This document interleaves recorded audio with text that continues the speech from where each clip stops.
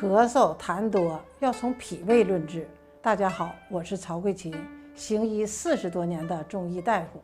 半年前我在线上看诊过一位男性患者，57岁，他没有吸烟史，主要症状是咳嗽痰多，已经有2、3年了。西医大夫诊断是支气管炎，抗炎药及止咳化痰药怎么用都不见好，想用中药调理。问诊的时候了解到患者咳嗽痰多的同时呢，伴有神疲乏力、不思饮食，而且犯困、没有精神、胸闷气短，大便也不成形。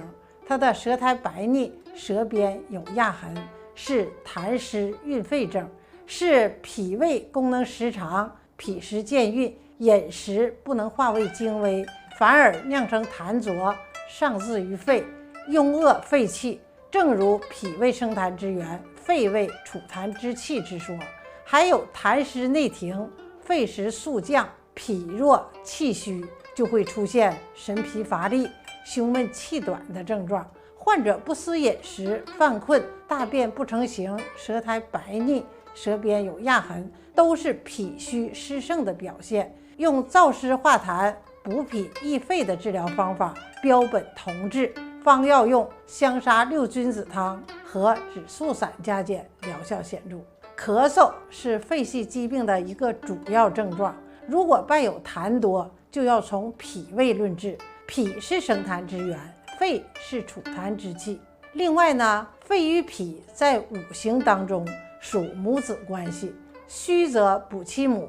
治疗咳嗽要审症求因，切勿见咳止咳。咳嗽痰多是人体驱邪外达的一种表现，因此呢，在治疗上绝不能单独的见咳止咳。五脏六腑皆令人咳，非独肺也，必须按照不同的病因分别处理。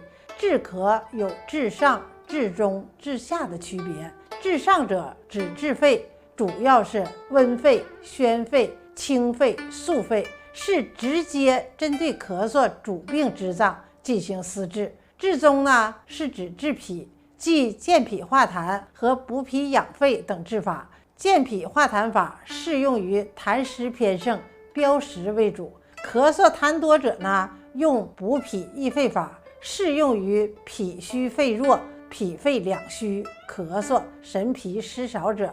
治下者呢，是治肾，像咳嗽日久、咳而气短，则可考虑用益肾的方法。总之呢，治脾治肾是通过治疗他脏以达到治肺目的的整体疗法。本期的内容呢，我就给大家讲到这儿。如果大家还有不明白的问题呢，可以在评论区给我留言，我们下期见。